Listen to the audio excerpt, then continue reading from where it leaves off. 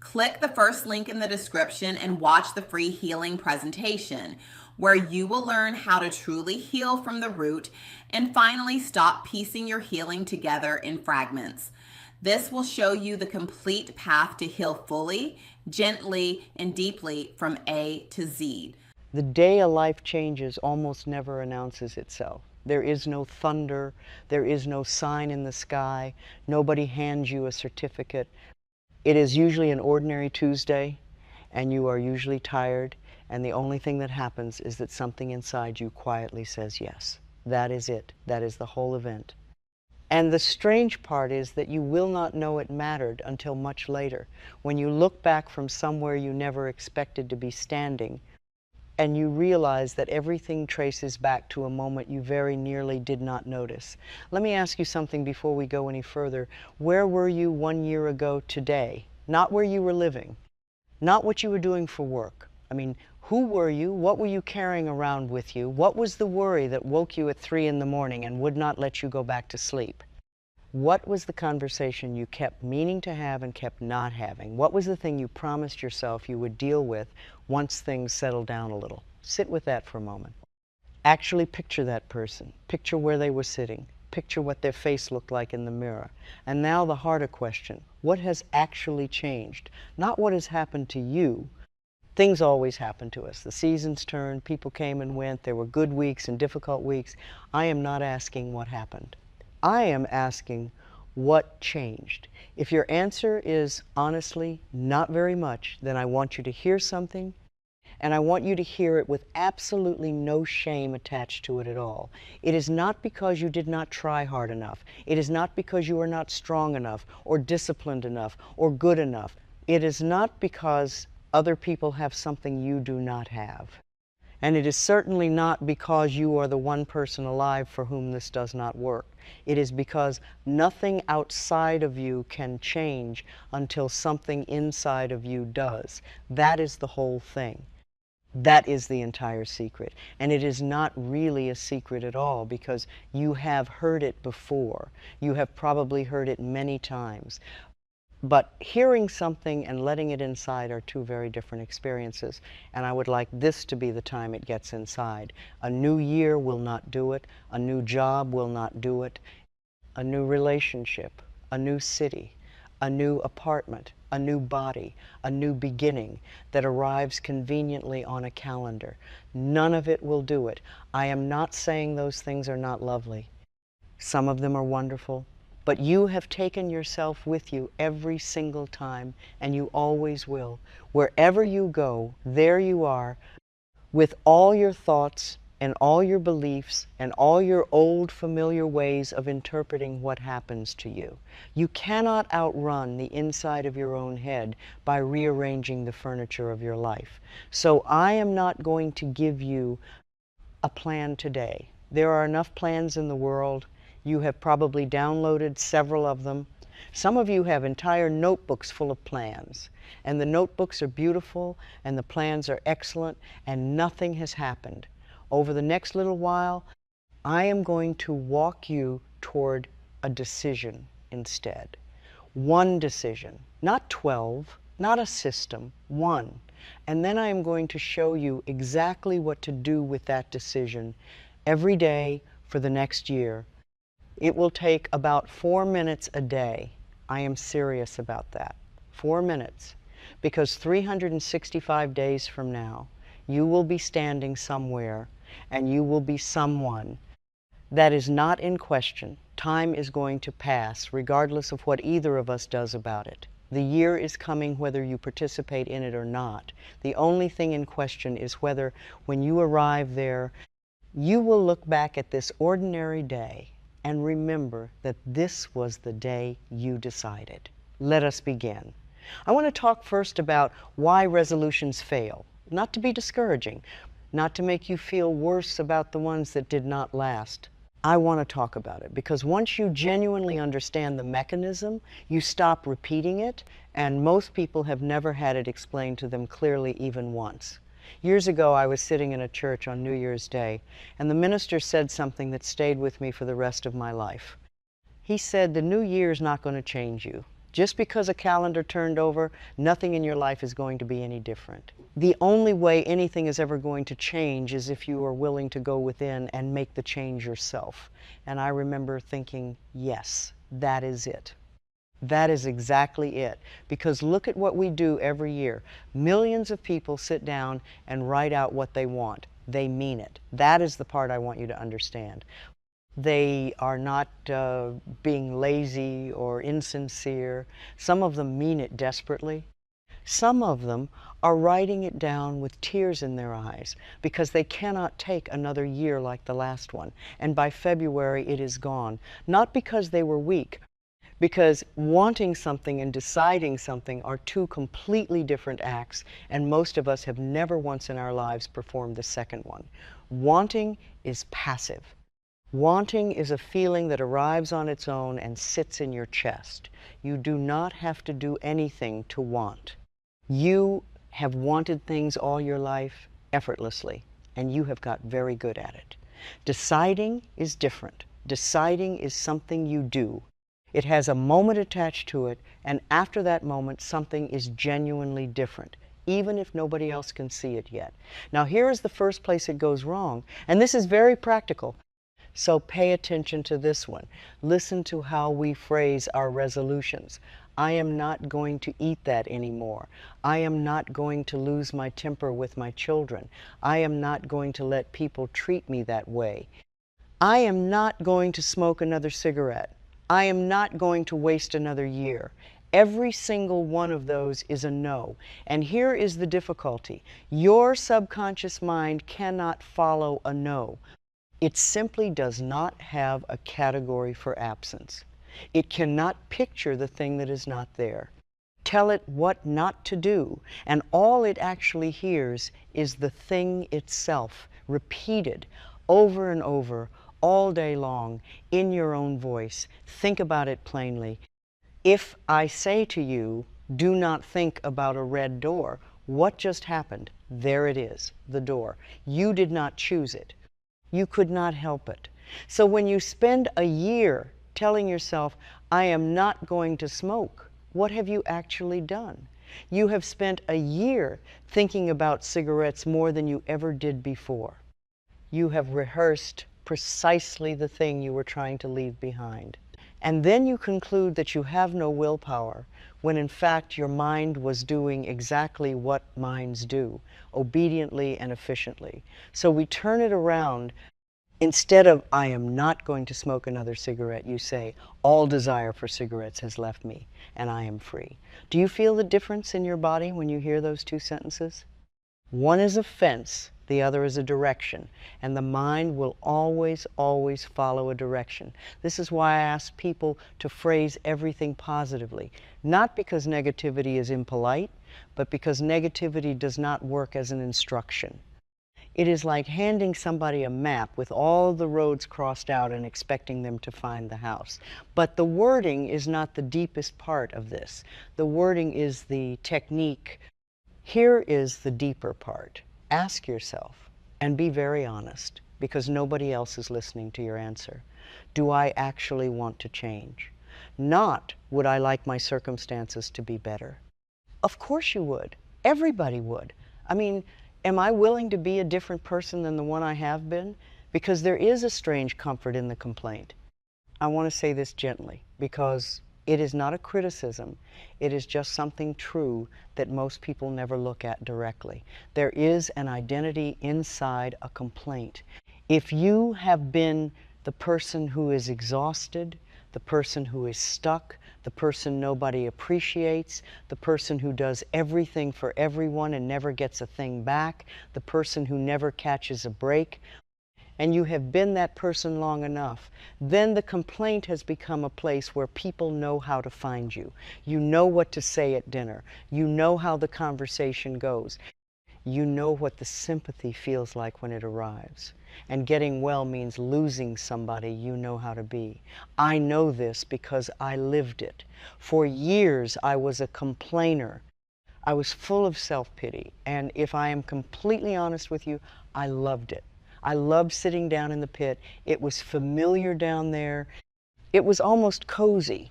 What I did not understand at all in those days was that every single time I told the story, I was placing another order for it. I was manufacturing fresh material to feel sorry about.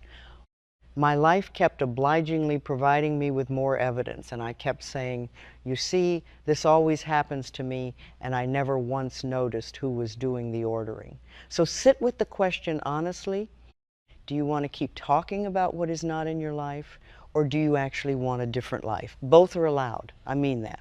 Nobody is going to punish you for choosing the first one, and there is no cosmic disapproval waiting for you, but you only get one. You cannot have the story and the change at the same time, because the story is what maintains the change's absence. And I want to be clear with you about one more thing, because it matters more than anything else I will say today. I have no power over you, none whatsoever. I cannot do this for you. Neither can any book or any teacher or any video sitting in a playlist you have been meaning to get to. Nobody is coming to do it. There is no course you can purchase that will do it while you watch. You have the power. That is not a slogan, and it is not encouragement. It is simply a statement about where the power is located. It is inside you.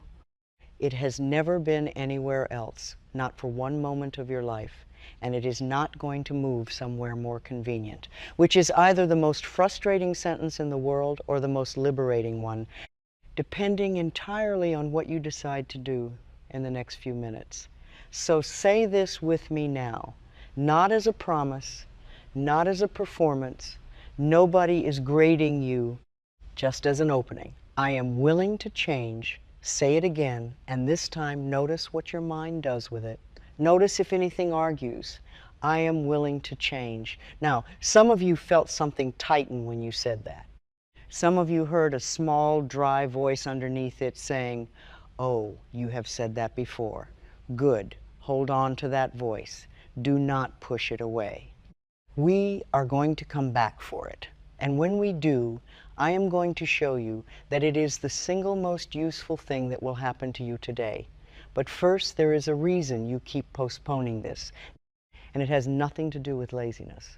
It is a misunderstanding about time. You cannot make this decision yesterday, and you cannot make it tomorrow. That sounds obvious to the point of being silly. It is not obvious at all, because almost every person alive lives as though the opposite were true. Half of us are living in a past that no longer exists anywhere except in the way we choose to hold it in our own minds. And the other half are living in a future that we have promised faithfully to begin on Monday, or on the first of the month, or in the new year, or when work quiets down, or when the children are older, or when we finally at long last feel ready. But you have never had a single experience anywhere except right here, not once. Not in your entire life. Every memory you have was experienced in a present moment. Every plan you have ever made was made in a present moment. The past is a thought you are having now. The future is a thought you are having now. All of it is happening in this one place, and this one place is the only place where anything can be done. This is the moment you are living. This is the moment you are feeling. This is the moment you are thinking. And whatever you are choosing to think right now is quietly laying the groundwork for everything that comes tomorrow. That is why I say the point of power is always in the present moment.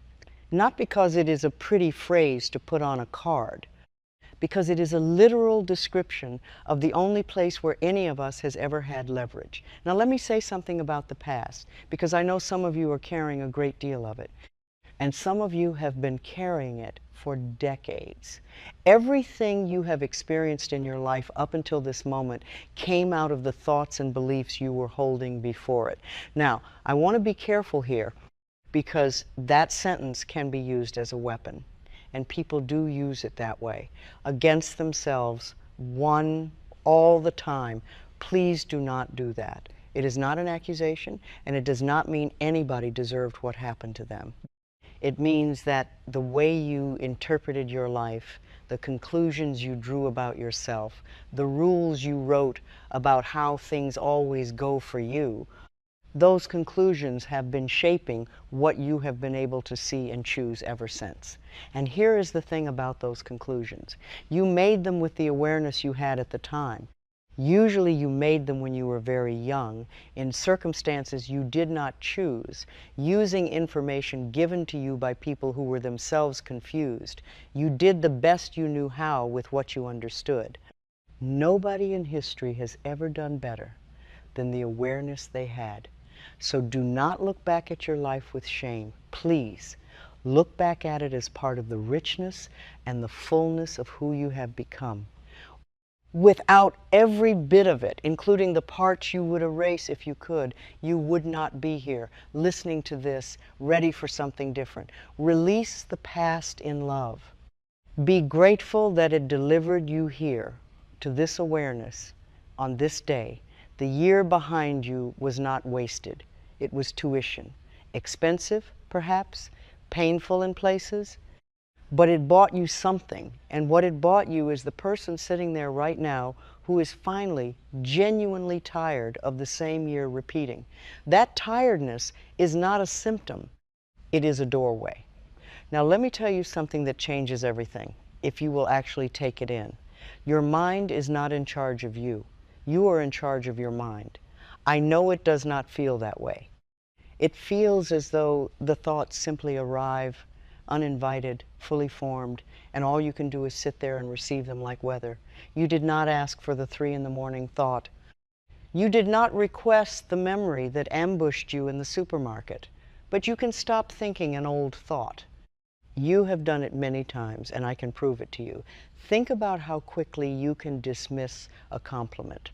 Somebody says something kind about you, and how long does it survive in your mind? A second and a half? You have a whole system for disposing of good thoughts about yourself. You are extraordinarily skilled at it. You refuse positive thoughts all day long without any effort whatsoever. So do not tell me you cannot refuse a thought. You are a master at it. You have simply been practicing in one direction. So when the old thinking comes back, and it will come back, and it says, oh, but it is so hard to change. People do not really change. You take command. You answer it. You say to your own mind clearly, I now choose to believe that it is becoming easy for me to change.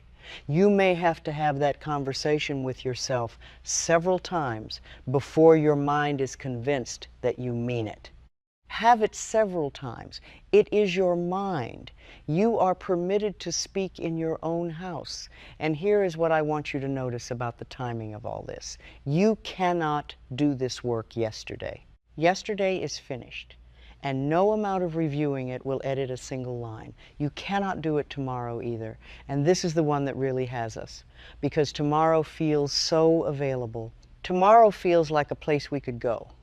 But tomorrow, when it arrives as today, and it will find you being exactly the person you were being when it got here. The only day you have ever had is this one. Every change anybody has ever made was made on an ordinary day exactly like this one. Usually, while feeling not particularly ready, I release the past in love. The point of power is in this present moment. Say it with me. I release the past in love. The point of power is in this present moment. So if it is this simple, why does it still feel so heavy? Because you are waiting for a feeling that you do not actually need. You do not need certainty. You do not need confidence. You do not need to have worked out how any of it is going to happen, and you do not need to feel even slightly ready. There is exactly one requirement, and it is far smaller than you think. You need to be willing. That is all. Willingness is the doorway, and it is a very low doorway. You do not have to believe it will work. You only have to be willing for it to work. There is a difference between those two, and it matters. Belief is a large thing to ask of somebody who has been disappointed. Willingness costs almost nothing. Willingness is just leaving the door unlocked. And the extraordinary thing, the thing I have watched happen for thousands of people over a great many years, is that the moment a person becomes genuinely willing, life begins to help. It starts bringing you what you need. A book falls into your hands, or somebody presses one on you. A conversation turns somewhere unexpected.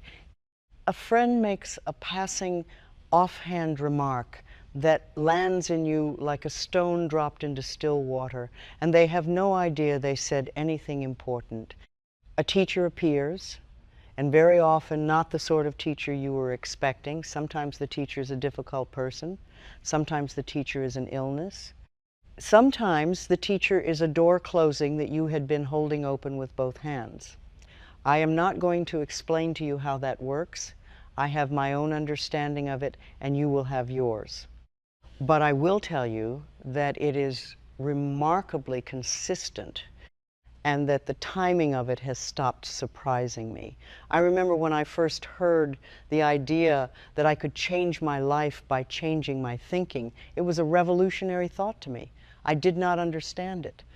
I could not have explained it to another person to save my life. I had no framework for it at all. But something in me went very quietly, yes, that is right. I have learned over the years to follow that. That small inner yes, I call it my inner ding.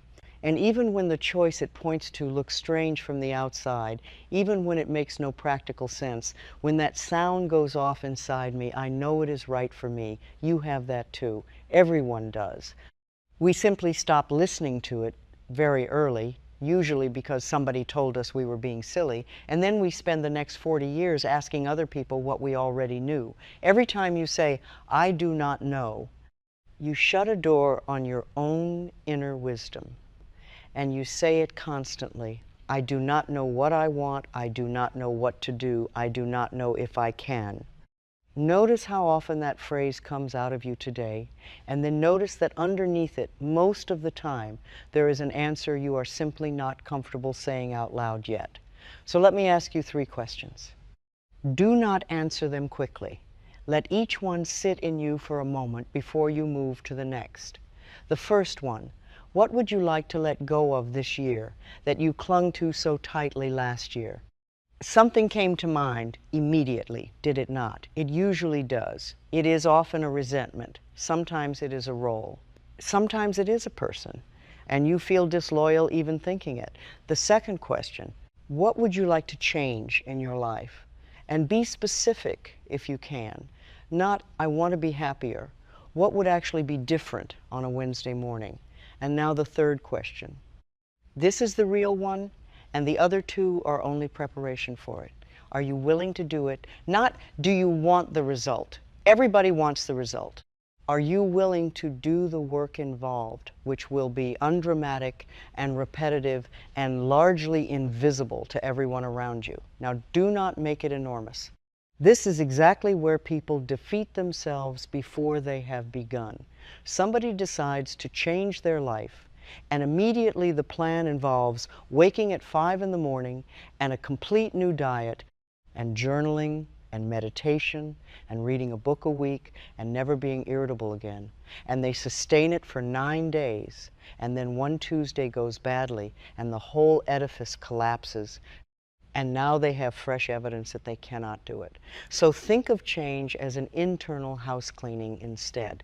You do not do the entire house today. You do a drawer, you do one shelf, and if you keep doing a little bit at a time, eventually the whole house is clean. But here is the important part. You do not have to wait for the whole house. You start feeling better long before you are finished. Change just a little bit, and you will begin to feel it very soon. You do not have to become a new person by the end of the month. You have to become slightly more honest with yourself by the end of the day.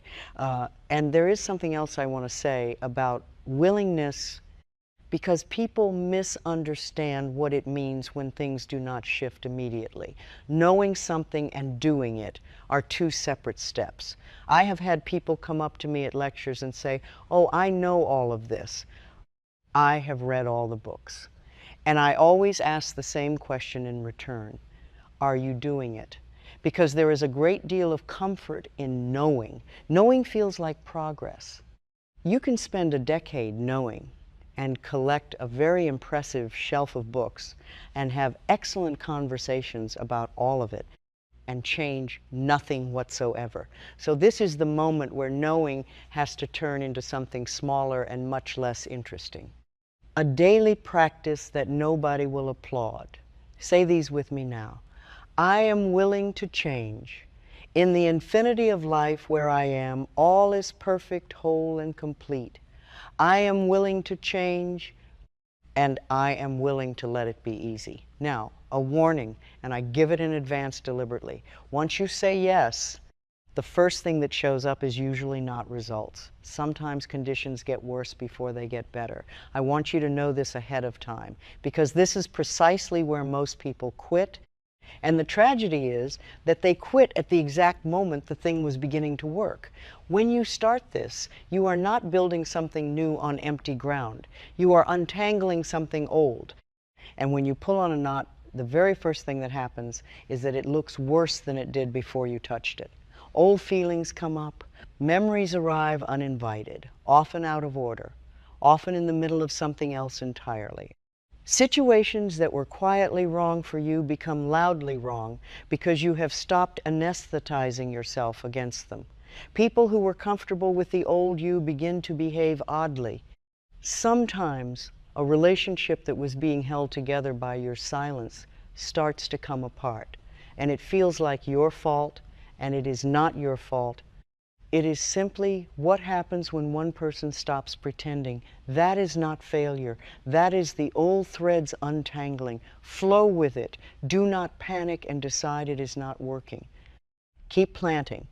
And there is a period from the moment you decide until the moment you actually see the result where you will simply vacillate. You will go back and forth between the old and the new. Some days, you will be entirely the new person, and it will feel effortless, and you will wonder what took you so long.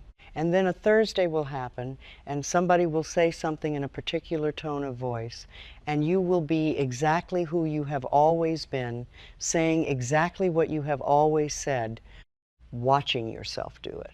That is normal, that is natural, that is not a relapse, and it is not evidence of anything. It is a transition, and everybody who has ever changed anything has gone through it. You will be in the transition longer than you would like. That is simply how it goes. And until you are strong in the new way of being, you have to be vigilant in a gentle sort of way, because the old way has years of practice behind it, and the new way has 3 weeks. Now let me tell you about resistance. Because resistance has a very bad reputation, and it does not deserve it at all. When you first stand up and say something loving about yourself, something inside you may well sneer at you. It says, "Who do you think you are?" It says, "You do not deserve that." It says, "This is embarrassing." It says, "You have tried this before, and look how that went." It says, "This might work for other people, but you are different.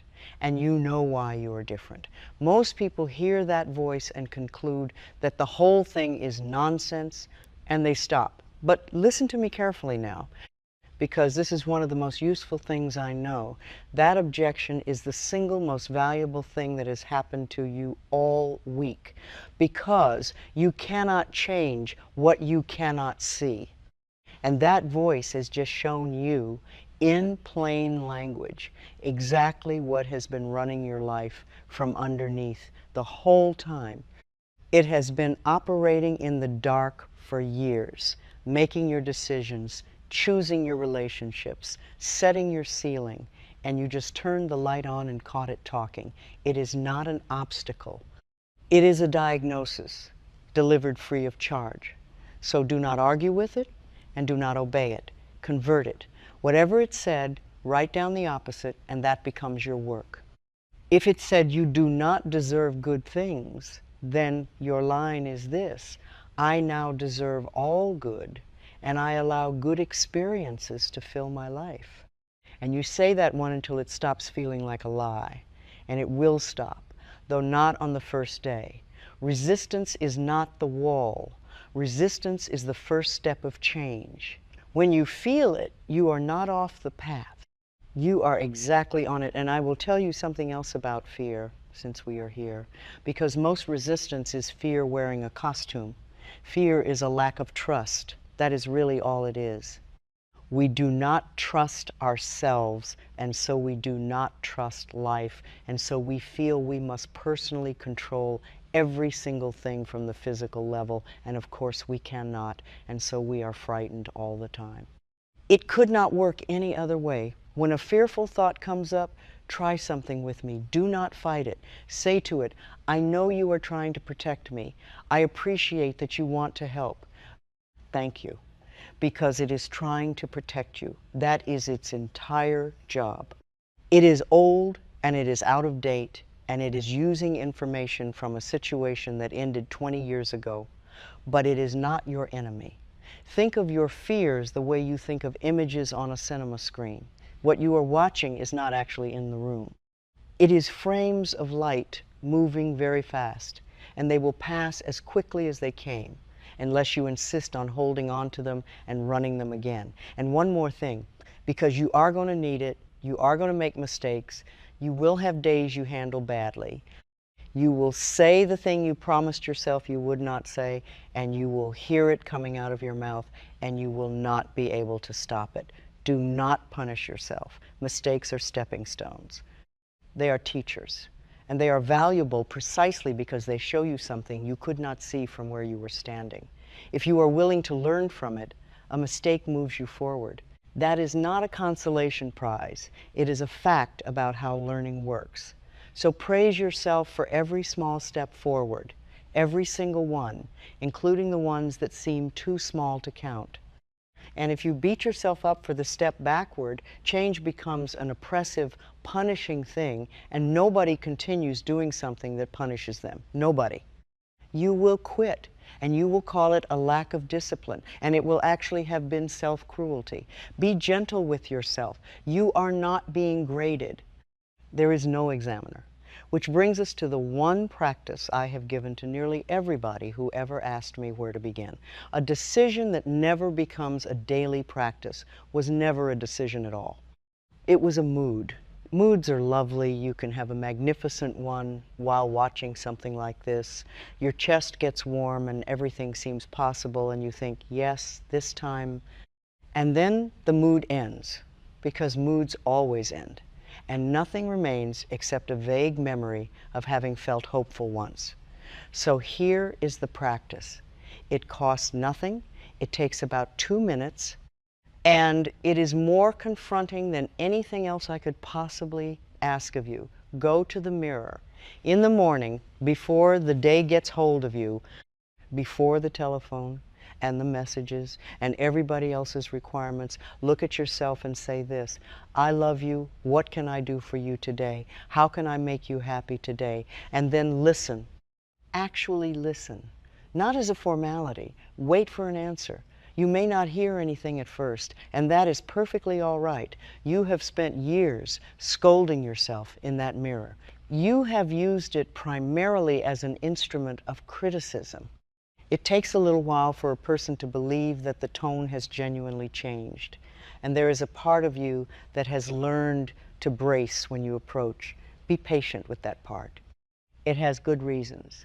Then, through the day, you use the mirror as an instrument. If something unpleasant happens, and something will, you go back to the mirror and you say, I love you anyway. That phrase does a great deal of work. Events come and go. Some days go well and some days go badly, and you have very little control over which. But the love you have for yourself is meant to be the constant thing underneath all of it. It is the one relationship that has to survive every result, because it is the only one that is present for all of them. And when something wonderful happens, go back to the mirror and say thank you. Most people rush straight past their own good days. Something goes right, and they immediately begin worrying about the next thing, and they never once look at themselves and say, well done, you did that. Acknowledge yourself for having created that experience.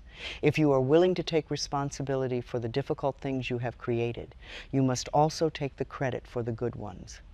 You do not get to keep only the blame. You can also forgive at the mirror. Yourself first, always yourself first. And then the people you have not been able to speak to in person. You can say things to the glass that you cannot yet say to a face. You can have the conversation with your mother or your father or the person who left or the person who should have protected you and did not. You can say all of it out loud with nobody there to interrupt or defend themselves. And I always suggest that you end by asking them for their love and approval, because underneath the anger, that is very often what you actually wanted from them all along. Now let me tell you what I have observed about forgiveness again and again and again. People who struggle to love themselves are almost always people who are unwilling to forgive somebody.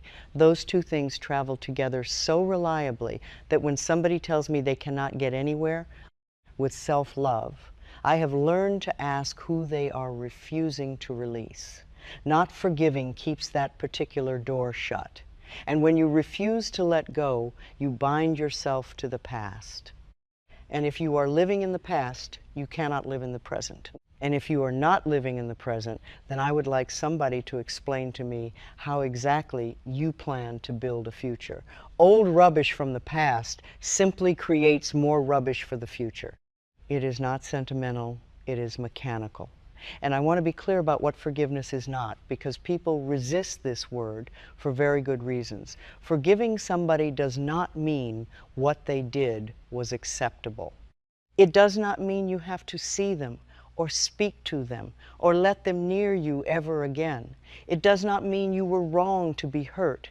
Forgiveness is not a favor you do for them. Most of the time, they do not even know about it. It is simply the act of setting down something that is heavy so that your hands are free for something else. And when people finally do it, they describe it the same way every single time. They say it felt as though something came off their shoulders. Of course it did. They had been carrying it for years and had stopped noticing the weight, the way you stop noticing a noise that never stops. Now let me be honest with you about what this practice is actually like, because I do not want you to think it is pleasant on the first day. When I was healing myself, I did mirror work every single day. It was not optional and it was not comfortable. And the hardest sentence in the world for me to say was, I love you. I really love you.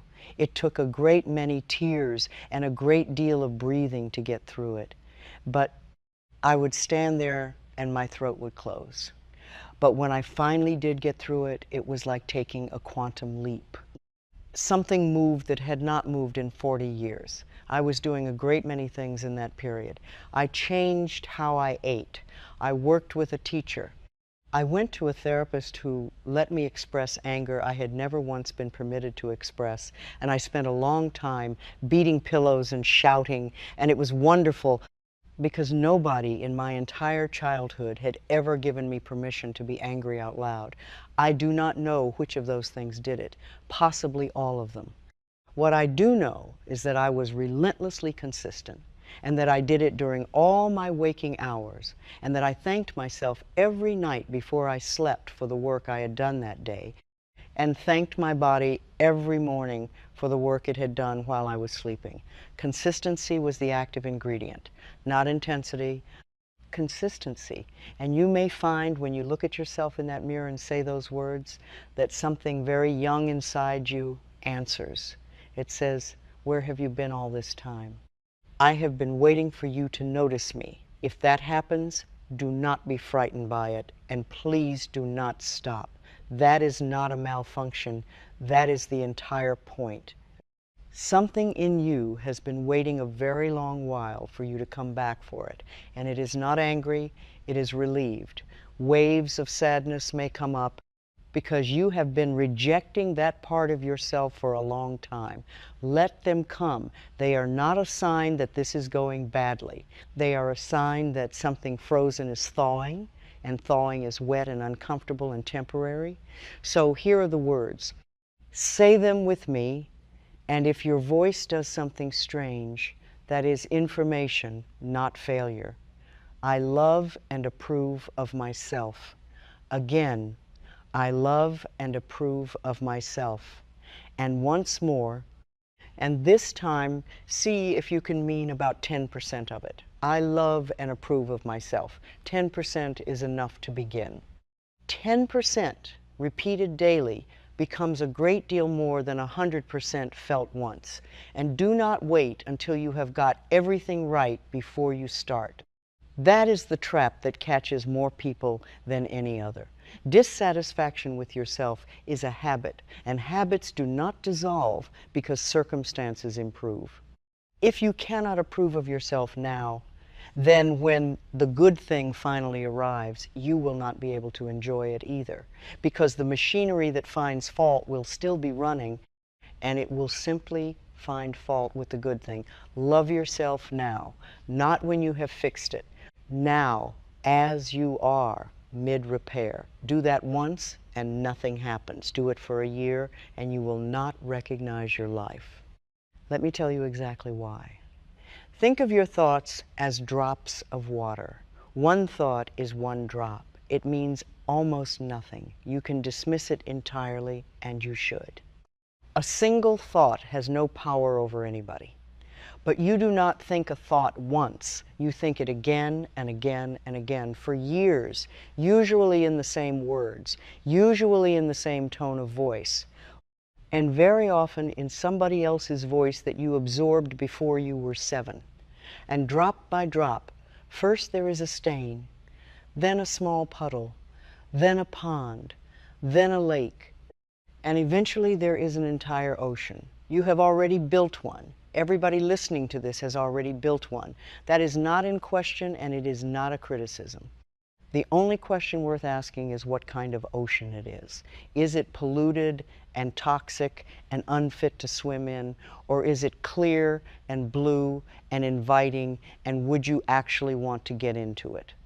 And here is the good news, and it is enormous, so do not rush past it. The same mechanism that built the old ocean will build the new one. It is not a different process. It is the identical process, pointed somewhere else. You already know how to do this. You are, in fact, an expert. You have been running this exact operation without supervision and without effort your entire life. Nobody had to teach you how to repeat a thought 10,000 times. The only thing that is going to change is the content. That should be encouraging because it means you are not learning a new skill at your age. You are redirecting one you have already mastered. So this is where the year comes in. Affirmations are seeds. When you put a seed in the ground, you do not get a plant the next morning, and you do not dig it up every afternoon to see how it is coming along. If you dig it up, it dies. And you will be quite certain that seeds do not work. You water it, and you allow the growing season to be however long the growing season is. I like to think of it as placing an order in the cosmic kitchen. You go into a restaurant and you sit down and you give your order to the waiter, and then what do? You talk to your friend, you drink your water, you have a bit of bread. You do not follow the waiter into the kitchen to make certain the chef received it properly, and you do not stand over the stove supervising, and you do not ask every 4 minutes whether it has started yet.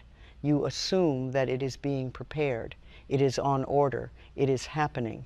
That assumption is not passivity. That assumption is trust, and trust is the whole mechanism.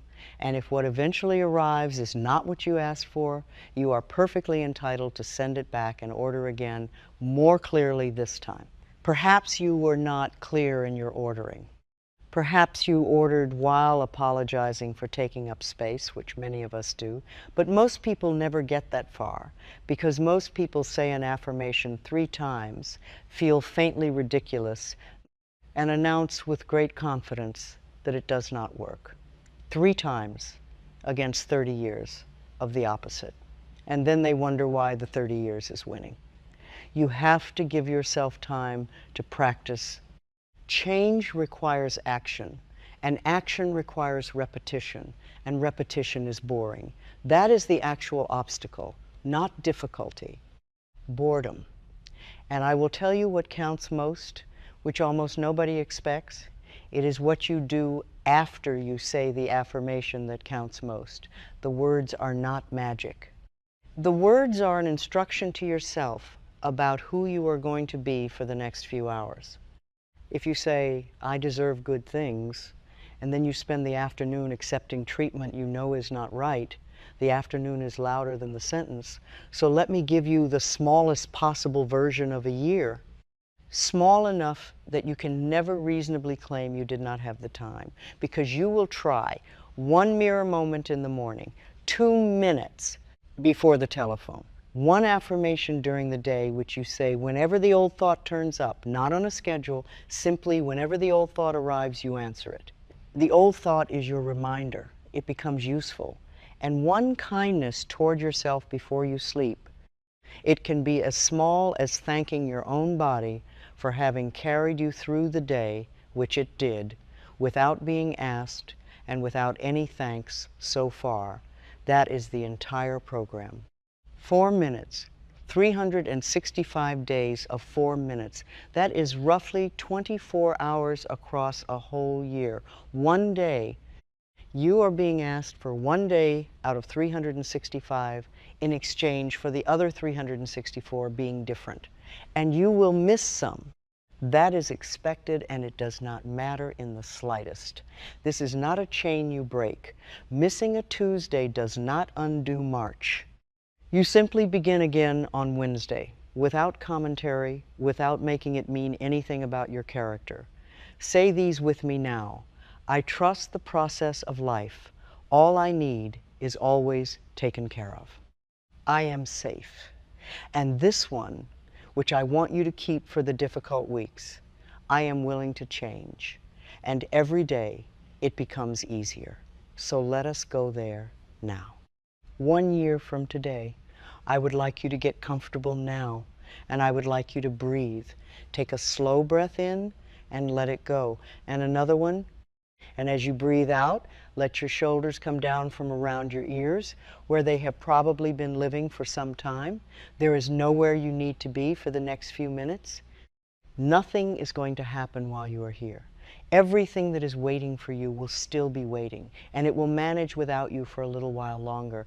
Let your jaw soften. Let your hands open. Let your breath find its own rhythm without you managing it. Now, I would like you to imagine that it is 1 year from today, the same date, the ordinary anniversary of this very ordinary day. Nothing special about it. It is a Tuesday or a Thursday, and the weather is doing whatever the weather does at that time of year where you live, and there is a person standing in front of you. It is you. But it is the you who said yes on this day. The one who made the decision on an unremarkable afternoon while listening to something, and then quietly, unglamorously, without telling very many people, kept the promise. 4 minutes a day. Nobody applauding, nobody checking, nobody impressed. Look at that person, take your time, do not construct them, let them appear. How do they hold themselves? Look at the shoulders, look at how they are standing and how the weight sits in their feet. Is there something less braced about them? Look at the face. What is different about the face? Not younger, necessarily. Something around the eyes, something around the mouth, where a person holds the things they have decided not to say. What have they finally put down that they had been carrying so long they had forgotten it was heavy? What are they no longer explaining to anybody? What have they stopped apologizing for? Who is standing beside them that is not standing beside you today? And who is no longer there at all? And how does that feel now that a year has passed and the world did not end? What is in that person's ordinary Tuesday morning that is not in yours? What is gone from it? What do they say to themselves when something goes wrong? And how is it different from what you said to yourself the last time something went wrong? Let yourself actually see it, not as a fantasy, as a report from somewhere real. And notice, if you can, that they do not look transformed. That is the part people always expect and never get. They do not look like somebody else. They look like you on a good day, sustained. They look like you with the volume of the criticism turned down and the volume of the kindness turned up. And that turns out to be an enormous difference from the inside and a small one from the outside. Now that person is walking toward you, and they stop in front of you, and they look at you with an expression that you are not entirely comfortable receiving, because it has no judgment in it at all. And they open their arms, and they say the thing you have been waiting your entire life to hear somebody say to you: I am here to love you. Let that land. Please do not deflect it. I know the machinery is starting up, the part that says this is a bit much, the part that wants to make a joke. Let it land anyway. You do not have to earn this. There is no qualification. It is you. It has always been you. Every single thing you have ever wanted somebody else to say to you, you have been able to say to yourself the entire time. And the only reason it never occurred to you is that nobody told you it was allowed. Stay there a moment longer. Breathe. And now, gently, come back. Bring them with you. Now, let me say the last thing, and then I will leave you alone with it. There are 2 years standing in front of you at this moment. Both of them exist. Both of them are entirely available. Neither one is more likely than the other. There is the year that happens by default. You know that one very well. And I want to be careful how I describe it, because it is not a catastrophe. Nobody's life falls apart. It is simply the same year again, with different weather and slightly different details. There will be good days in it. There will be moments you are grateful for. And underneath all of it, the same conversation will be running in your head that has been running for years, and the same thing you have been meaning to deal with will still be there, patiently waiting. And in 365 days, you will find yourself somewhere, perhaps listening to something like this, and somebody will ask you where you were a year ago and what has actually changed. And you will feel that small drop in your stomach that you felt at the beginning of this. That year requires nothing from you. It arrives on its own. That is what makes it dangerous. And then there is the year that happens by decision. I want to be honest about what that one looks like, because I do not want to sell you something. On day 1, it looks like nothing. On day 10, it looks like nothing. Nobody notices for months. There is no moment where the music swells. There will be weeks where you are certain it is not working. And there will be a stretch somewhere in the middle where things get harder before they get easier. And you will remember that I told you that would happen, and you will still hate it. But it ends somewhere completely different. Not because anything dramatic occurred, because 10,000 drops of a different kind of water fell into the same place. And the strangest part, the part people always report afterwards, is that they cannot point to the day it turned. They only know that at some point they noticed they had responded differently to something without trying, and it startled them. You do not have to know how. You genuinely do not. The how is not your department, and every time you demand to know the how in advance, you are simply looking for a reason to postpone. You do not have to feel ready. Nobody has ever felt ready. Readiness is not a feeling that arrives before the decision. It is a feeling that arrives some considerable time after it, as a result of it. You only have to be willing today, right now, in this moment, which is the only moment you have ever been given, and the only one you will ever be able to act in. So say them with me, slowly, and mean them just a little more than you did when we began. I am willing to change again. I am willing to change. I love and approve of myself again. And let it be true for 10% of you. I love and approve of myself. I release the past in love. The point of power is in this present moment. I trust the process of life. All I need is always taken care of. I am safe. And this last one, this is the one I would like you to carry out of here. life loves me, and all is well in my world. Once more, life loves me, and all is well in my world. Now go and do your 4 minutes, not tomorrow morning, the next time you pass a mirror, because a year from today you will be standing somewhere and you will be someone. That much is already decided. The year is coming for you regardless. The only thing left undecided is whether you will look back at this ordinary day and remember it as the day you finally said yes. And so it is. Click the first link in the description and watch the free healing presentation, where you will learn how to truly heal from the root and finally stop piecing your healing together in fragments. This will show you the complete path to heal fully, gently, and deeply from A to Z.